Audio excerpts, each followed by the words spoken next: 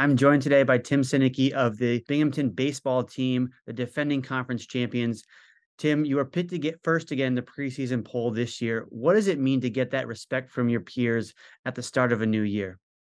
Well, it's nice to be with you, first of all, Ben, and it's nice to hear that the fellow coaches in the conference feel like we're going to have a good ball club this year. I think we will be solid as well. And quite honestly, I think we've all come to realize in this conference it's so balanced.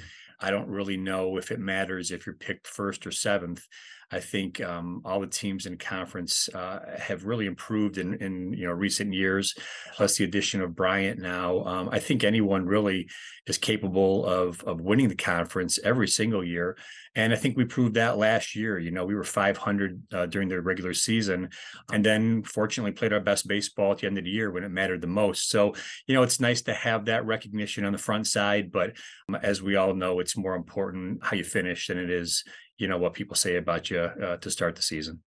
You mentioned that strong finish. Last 2 weeks of the year, the offense really came on strong, highlighted by 35 runs in those three, conference tournament games. Was there something that changed for your team over that span at all? And is that something that you can try to bring forward, if so, into this year and your approach at the plate? We just had it was kind of a strange season last year where we had some injuries, but the program we never use injuries as an excuse. We always feel like it's part of sport, no matter what no matter what sport you're talking about. Injuries are going to happen, and so it just took us a little while, I think, to find the right combination of guys to put on the field. We had to replace some parts, move some guys around, and I just think the more we played, the more we got a chance to practice, the better we got. And so the offense really helped at the end of the year. Our pitching kept us in the ball games, and we got a couple of really strong outings in that conference championship. And when you're doing those things well, when you're pitching well and you're scoring some runs and you're playing good defense, that's generally a recipe for success. And we rode that thing right to the very end. You started the season against Clemson and you play some other hard non-conference opponents. How do you think that will help set you up for conference play here once you get into it in the middle part of the season?